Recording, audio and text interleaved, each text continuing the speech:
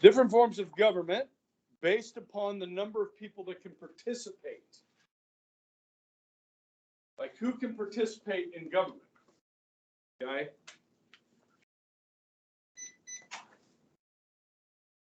And you might be able to figure out where I'm going with that. If everybody can participate, it would be a, right. If only one person participated, it might be a dictatorship. So let's start with dictatorships, okay? So the number, different forms of government based on the number of people that can participate, okay? The first one of those being dictatorships. Now dictatorships, I can define for you.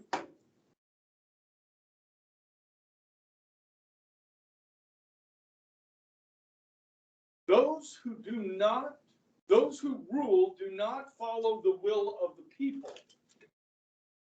Those who rule do not follow the will of the people.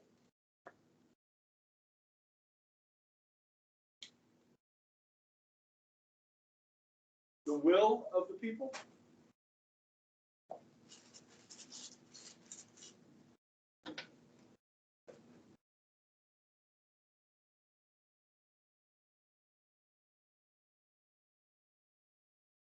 Wife's asking me if I want to go on a dinner date tonight. Say yes. I said yes. Good. We're going to invite our neighbors. Double date. Double date. Yeah. Where are you going? I don't know. Yeah. Maybe Naples. You guys been to Naples? It's like a nice place. It's Italian. It's a nice That's Italian. why I've never It's been. Ella's dad. Oh yeah. I was like, I see it. There's like all fancy restaurants that I've never heard of. Yeah. I recommend the lasagna. Okay, but the charcuterie and the bruschetta board is phenomenal. You guys know bruschetta. You should go to Six. Huh? You should go to Success. I've never been there. It's by the I heard it's insanely expensive. Of course it is. I'll put in a good word. That's a family discount on me, okay? Okay. Just kidding. I can't make any promises. But I can Are actually. you working tonight? No, I don't work there. Oh, okay. We'll maybe do a hookup there sometime. Special occasion. Yeah. Okay. All right. So dictatorships. Those who rule do not follow the will of the people. Now, there's different types of dictatorships. Okay. First thing we want to get out is this.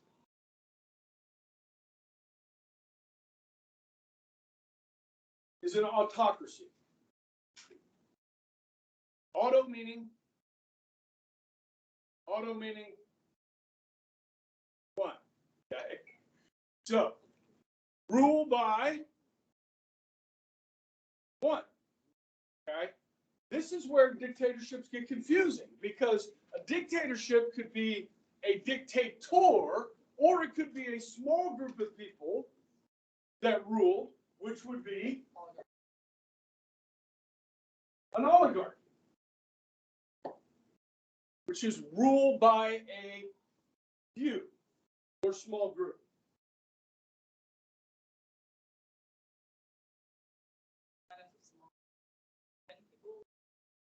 Well, I'll give you an example.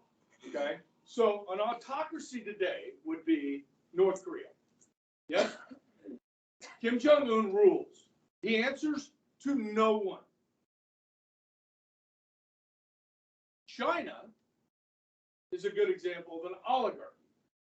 So of the 1.4 billion people that China has, a very small percentage of them are members of the Communist Party. Okay? It's a very small number. Members of the Communist Party elect the leader. Does that make sense? Okay? So that's an oligarchy. Yeah. How does party membership work in like China? And I know they did it in Russia because like I remember we read about it in 1984, and I was super confused why not everyone was a part of the party, because I kind of figured you were automatically because you lived in the country. You know, Grace, I don't know if I can answer how you become a member. I imagine it's people that, you know, work for the government and build relationships with members, and then they like, hey, we've got room for another party member. We'd like you to join. Okay. Do they can vote though? Yes, only they vote for the president. Now, what's interesting is when Mao took over China in 49, he was an autocrat. Okay. But when he left, they became an oligarchy. And so you had a series of different presidents. Does anybody know the name of the president of China today? Xi Jinping. Now, what's interesting, guys, he has been named president for life. Like Mao. Mao was the last one named president for life. He is beloved in China, as is his wife. His wife is extremely popular. Okay, you guys know the first lady's name? Biden's wife? Jill Biden. Okay. All right, we don't see a lot of Jill. Okay. Maybe we should see more of Jill. Maybe that would be good for the president. You know what I mean? Because sometimes first ladies can be good for the president. Because he's struggling with his poll numbers right now. Yeah, you know what I mean. So anyhow, I guess we could venture to say that China, 2 years ago was an oligarchy. Today, because he's been named president for life, they're an autocracy. The amount of economic growth that China has seen during his reign is impressive. The military buildup over the same time has been impressive. His wife is a very strong-willed, loyal, communist. She's endearing to people. People like her, so they like the first couple. They're They're a little power couple. they do a lot of propaganda in China, so they're propped up by all that propaganda. Yeah. How do they, do they get elected to lead, or how does that, how are they? So originally he was elected. By everybody? No, just by the Communist Party. Members of the Communist Party. Okay. So when we went to adopt Lily in China, we went with 13 different families. Okay. From all over the United States. It was an adoption agency. They set it all up, and we all went over there together. So we all flew into Beijing and then met up in the capital, did some tourism stuff, spent money because they want you to spend money. We spent 2 weeks in China. Okay. And then we went to the city where we were adopting the girls. One of the mothers that was adopted was actually Chinese. She came to the United States to go to school, okay, and she stayed. She got a student visa, and then she married an American man, okay? So they were adopting a Chinese girl. Well, her father is a member of the Communist Party.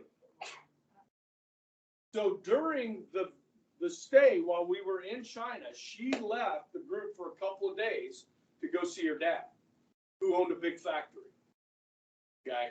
And she told us, if we ever wanted to go back to China, that she could set us up with her dad, who's a member of the Communist Party.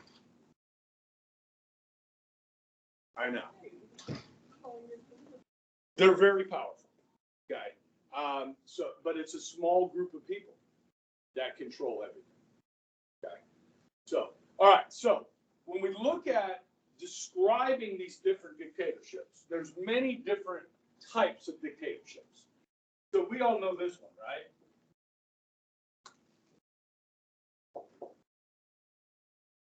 Now, how do you become a monarch? What? Oh, okay. How do you become a monarch? You're born, right? You're born, it's hereditary. Yeah, it's a family, right? So you're the oldest son. You guys watch Game of Thrones? You haven't seen it? Okay. It's so freaking. I mean, I don't have HBO Max, so I get the discs from Netflix. So I watch like 2 episodes, send it back, wait for it to come back in the mail. I'm on season 7. Been doing that for like a year and a half. Yeah. But anyhow, yeah, you got all these different kingdoms, and the oldest son. Okay, just look at the royal family of Britain. Now that's a constitutional monarchy. It's not a true monarchy. Okay, but you know the royal family, right? So you've got Queen Elizabeth, right, who's 95. Her oldest son is Charles. But Charles, who married Princess Diana, you heard of her? He abdicated the throne because he fell in love with a commoner, right? This other woman. I forget her name. And so he's like, I'm not going to be king. So he had 2 sons, right? William and Philip. Who's the guy that now lives? Harry. William and Harry, right? So William's the oldest. So he will become king when Queen Elizabeth dies, if she ever dies. Okay? I love that woman. Have you ever watched Crown on Netflix? It's called Crown. And it starts with her as a little girl. And it takes you all the way through her life. It's pretty good. I mean, it's like a lot of good history. Okay? And she's an impressive lady. I love the Queen. Okay? And she's loved in Britain. Now, the royal family, why do they keep that? You know what I mean? They have no power. Okay? But, so it's a constitutional monarchy. So she's the head of state, but she doesn't have any power.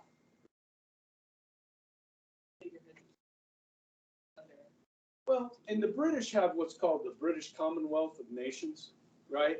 So she has a special relationship with like Canada and Kenya and many other countries that used to be part of the British Empire. Okay, it's a really interesting relationship, and the show The Crown goes through all of that, which is pretty cool. Okay, so you got a monarch. You also have had a lot of these over time. Military dictatorships. Okay. Like Dictatorship? Yeah, or Saddam Hussein of Iraq, right? Castro of Cuba is a military dictator. Kim Jong-un is a military dictator.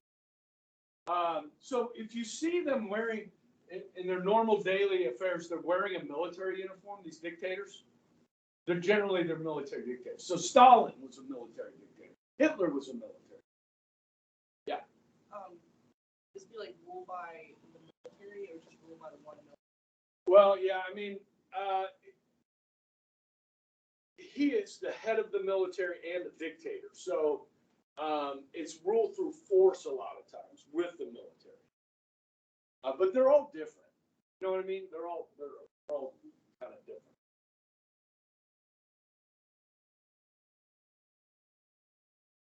Can you think of another type of dictatorship?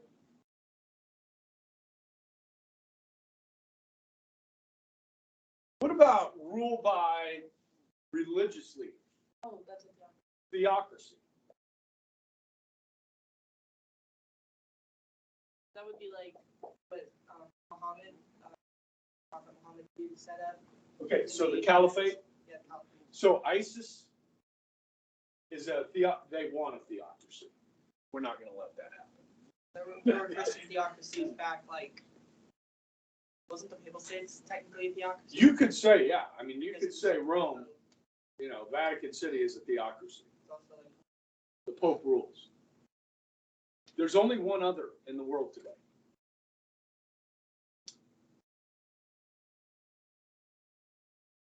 I figured. Okay. Islamic Revolution, 1979. Okay. So the Ayatollahs and the imams control the political situation. They do have a president in Iran. The president in Iran is a puppet of the theocrats. Okay. Now, that's an interesting thing. So when you look at the ideals of radical Islam, most of the radical Islamists want this. They want religious rule so that everybody in society obeys Islamic law or Sharia law. You follow me? That's their goal. That was the goal of ISIS, was to create a one Middle East government that's a theocracy. Okay? Scary stuff. So the Taliban, in a sense, ruling over Afghanistan is somewhat of a theocracy as well. I'm not sure we recognize them as legitimate, though. Okay, so some of these dictatorships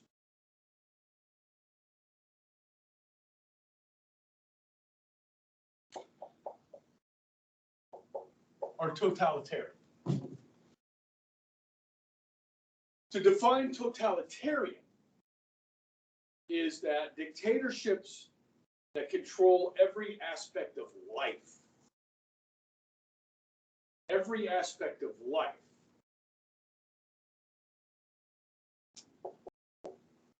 through force.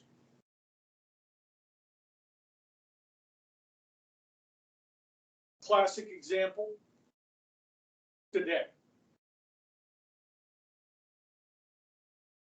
North Korea, yes? Now, Minty, would you say that Vietnam has a dictatorship? Just based on kind of what we've talked about?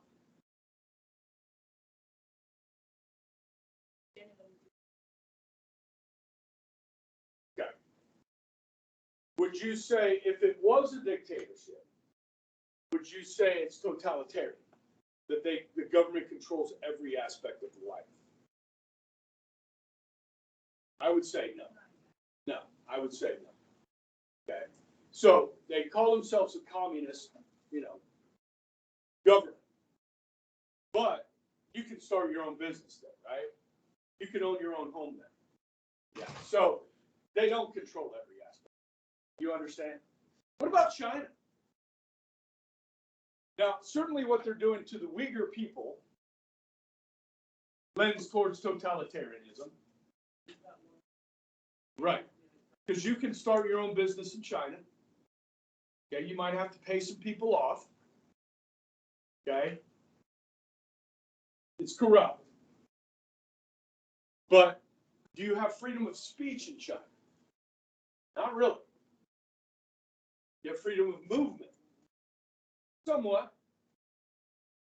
Okay, so like you can go to different cities and so you can travel without permission. Okay, so I would say some aspects of China is totalitarian, like when it comes to religion and speech. Okay, but every aspect of life, not so much. Okay, so really, I would say the Taliban is totalitarian. I would say that Myanmar, which is formerly Burma, today is totalitarian. North Korea is totalitarian. Cuba, well, I tell you what, it's for political, to speak out against the government in Cuba is very dangerous. Okay, you're going to wind up in prison. So you have to be very careful. As long as you go along with what the government wants, you're okay. But if you reject the government, you've got problems.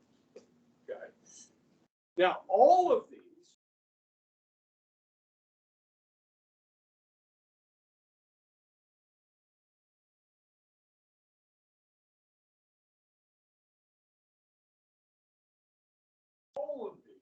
are authoritarian.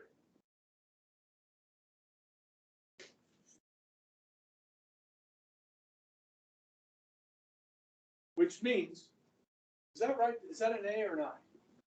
It should be an I, right? Authoritarian. To define authoritarian is power is absolute.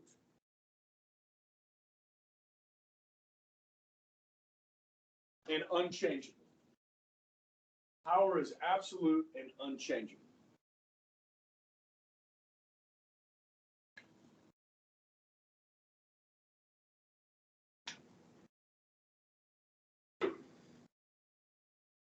Can you think of any others? When we talk about fascists or communists, those are different. You wouldn't actually say it's a fascist dictatorship. Okay.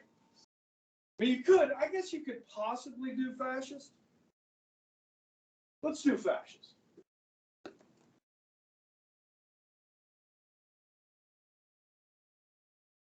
A fascist dictatorship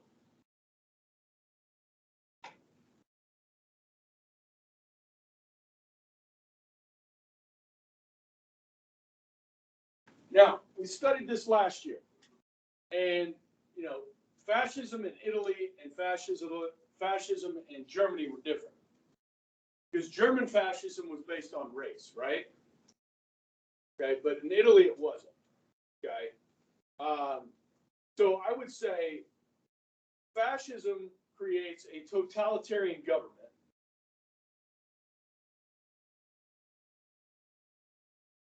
that exalt nation over anything else. Remember, we talked about supercharged nationalism.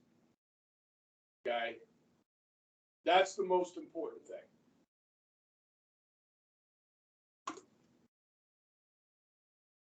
Exalt nationalism over all else, the nation over all else. Okay.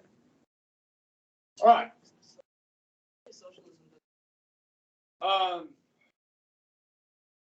Socialism is more of an economic system. Yeah.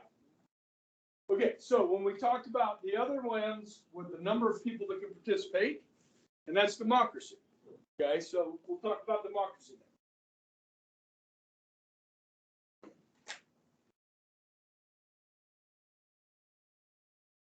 All right, and I think most of you already understand this, but we need to make sure we do.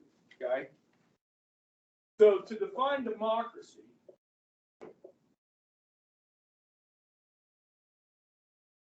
is the supreme political authority. Supreme political authority rests with the people.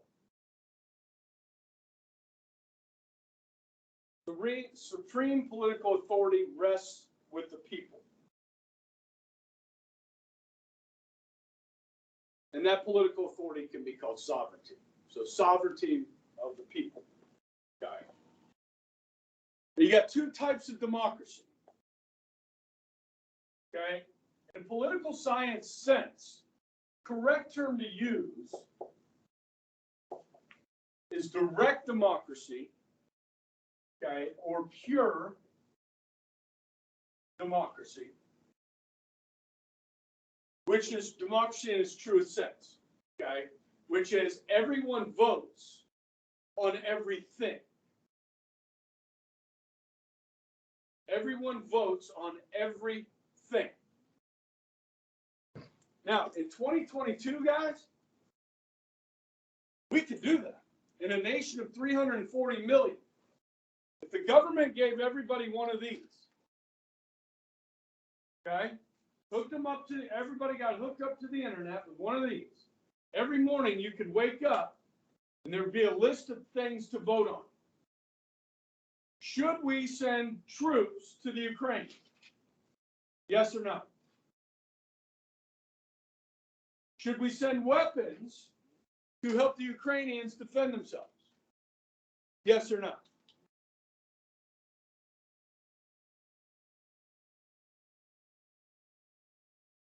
Second one? What about the first one? Should we send troops? Oh, he's paying me to vote yes. Oh. That's Roman. Could that happen? I remember him talking about that. Yeah. Hey, what do you know about the Ukraine, Tal? You were sleeping that day.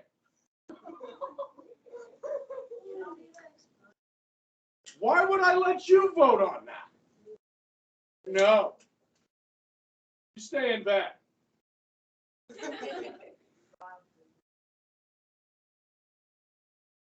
It's a really bad idea. Okay? Now, guys, our politicians today like us to think we live in a democracy.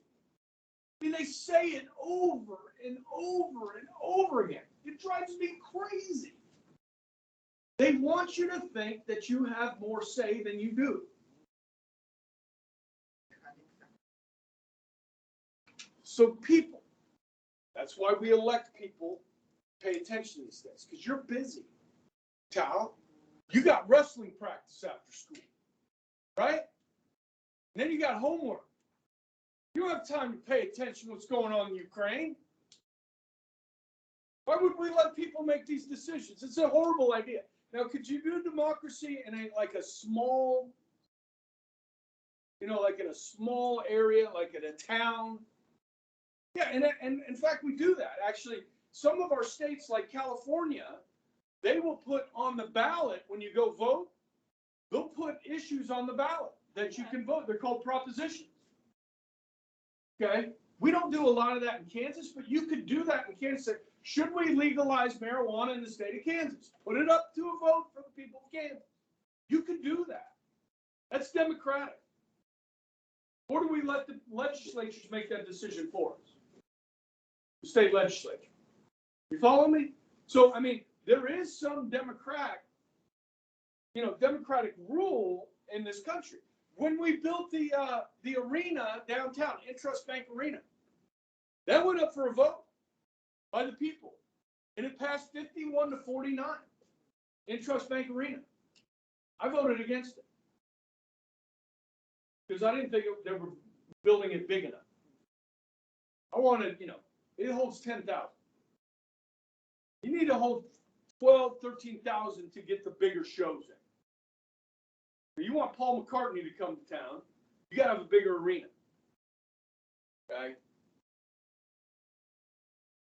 Now Garth Brooks comes, but then he does 4 shows. And they sell out in 5 minutes. You know what I mean? Who's the biggest show that you'd love to see here? I like U2, man. Frickin', you guys know U2? Yeah. I mean, they're like an international frickin' band. They've never been to Wichita.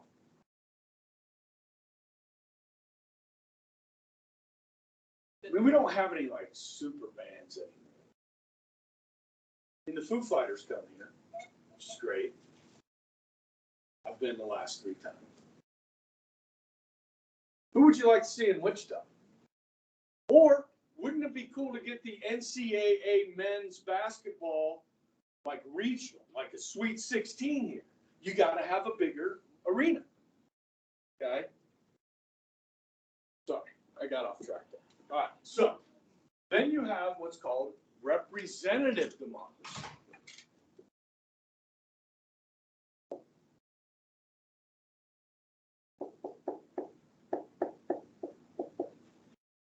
And we call this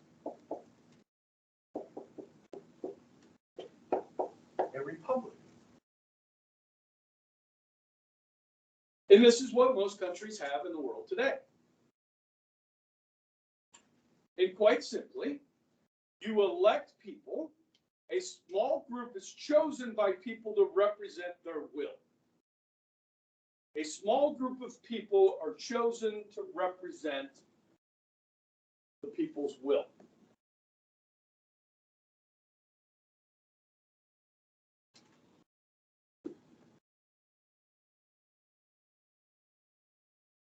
How many members are there in the United States House of Representatives? Yeah, we're supposed to say this together. Didn't we do this? Did we do this? Yeah. 435. You ready? How many members are there in the United States House of Representatives? 35. Lexi, I didn't hear you. I promise. Yeah. Now, Kansas, based on our population, we have 4 members of the House of Representatives.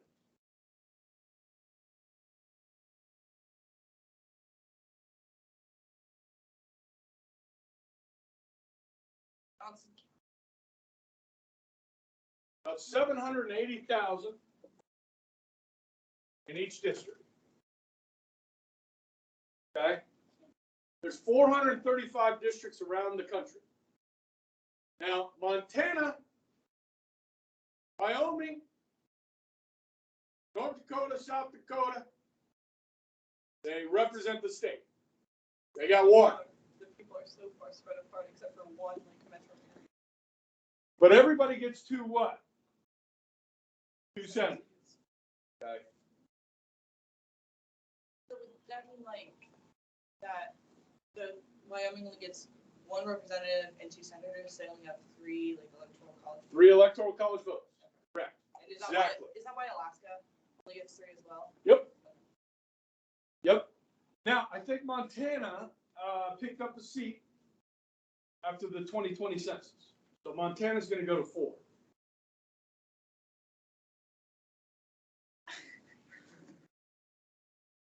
A lot of people are leaving which state and going to Montana? California. California. Oh boy. U-Haul has run out of trucks of people leaving the state of California. Aren't the tax rates like 50% in like the San Francisco metro area? It's so expensive to live in California. And then the homeless people. Look at the gas price, yeah, crime, I mean, it's insane. Okay. So what happens when you have one party rule for decades? Look at our major cities. One party rule for decades. People don't change voting habits. Well, you hope they do. You know, if you're leaving California to get away from those policies, don't vote for those same policies when you move to Montana. It just scares me. The policies that destroy California will destroy Montana too. And we don't have to worry about that in Kansas. Nobody wants to move here. Yet, when they ruin Texas, we'll probably have an influence. Yeah. Hopefully that's not till they die. All right. You know what worries me? Californians who are like dependent on soy milk and almond lattes moving up to Wyoming, which is essentially all backcountry except for one metro area, and then dying because they don't know what to do with them there. What time Or is they it out get here? too close to a freaking bison. Okay. Or they get too close to a bison and they're freaking idiots. Now, you ready to get confused? Dang it. Okay. It's too early for this. Within these representative democracies or republics, you have 2 types of systems. You have parliamentary systems and presidential systems. Okay? So let's start with the presidential system. Dang it, I wrote part country Sorry. first. Thank God. This is what we use, is a presidential system. Okay? Now, key differences. We have 3 branches, right? They are separate and independent.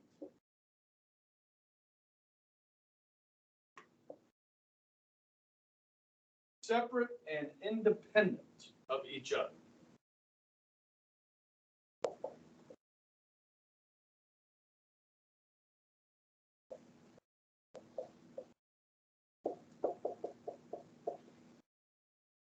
In 2008, Barack Obama, running for President of the United States.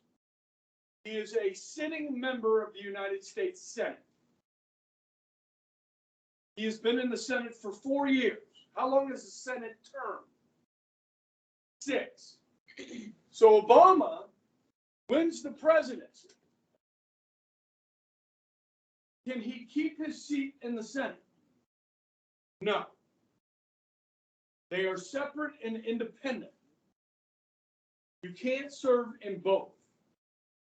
Separation of powers. Yes? Okay. Now, there's an interesting story with this.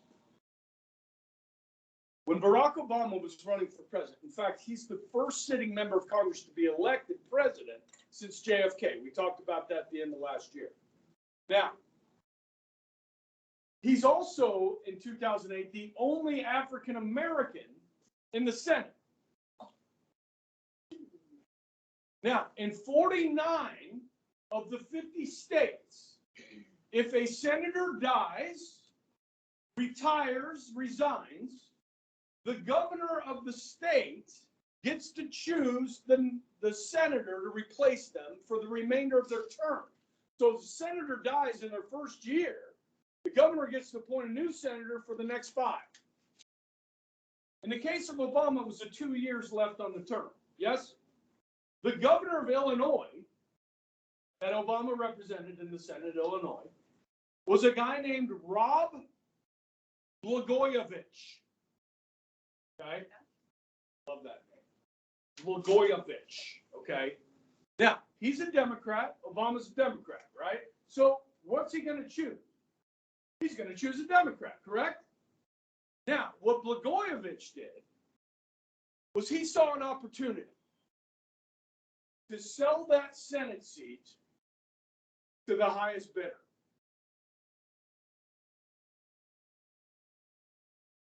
Word gets out on the street that Blagojevich is going to sell the seat. So the FBI gets wind of this, and they start wiretapping the governor's phone. Because this is breaking law. Okay? And they catch him on tape. Blagojevich is going to be indicted and charged. They will impeach him. Before they impeach him, he does appoint another guy, an African-American gentleman named Burr. Okay? So you still have an African-American in the Senate. Okay?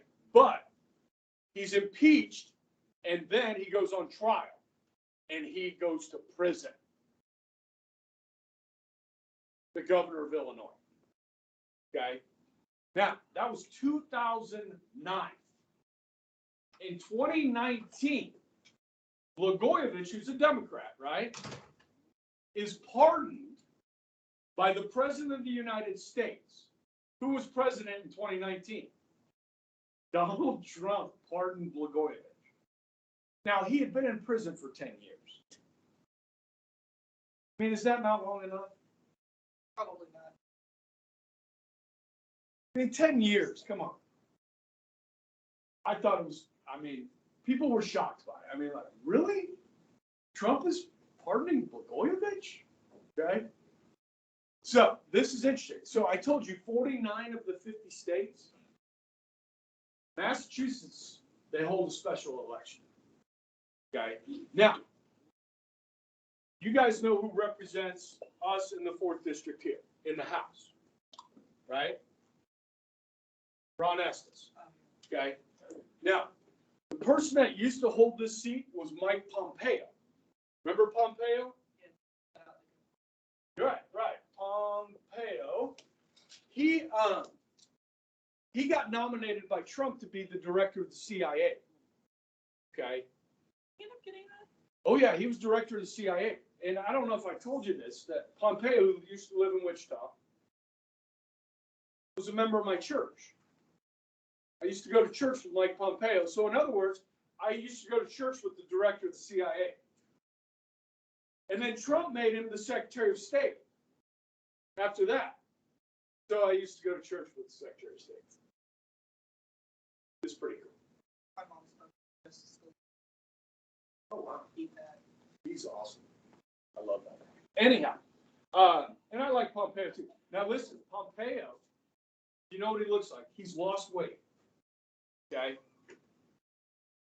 And he will likely run for president. He's got the resume. Like 2024? Yeah. He's got the resume. Okay? I mean, member of Congress, CIA director, Secretary of State, you know what I mean? He could be a possible good vice presidential pick. Pompeo. Somebody with a lot of experience and so forth. Okay? So, I might be able to say that one day. Be interesting. Okay? So, but in this case, guys, when Pompeo left, for the House seats, which are only 2 years, they hold special elections. And in the case of Estes, it was actually the party, the Republican Party of Kansas, okay, that chose Estes. Okay, and then the Democrats chose a candidate and they ran against each other. There was no primary vote. So the Republican Party chose Estes, then we got the vote to fill that seat, and Estes won. And he's been reelected a couple times. Does that make sense? But the Senate's different, and we'll talk about that because I'll have a good story. So what we know is like the presidential midterms are really just like the House like elections. One third of the Senate will be up in 2022, and all 435 members of the House. Now, get this: 29 Democratic members of the House to this point are retiring. They're not running for re-election. 29. Which means that opens up the door for, maybe a possible Republican to win those seats. Okay. They know the writing is on the wall. They're not probably going to be in the majority after this next midterm election. And guys, it sucks being in the minority if you're in Congress. Oh, I bet. You have no power in the minority. Okay. I got a little bit more with presidential systems and then tackle parliamentary systems when we get back on Monday. Okay? Have a wonderful weekend.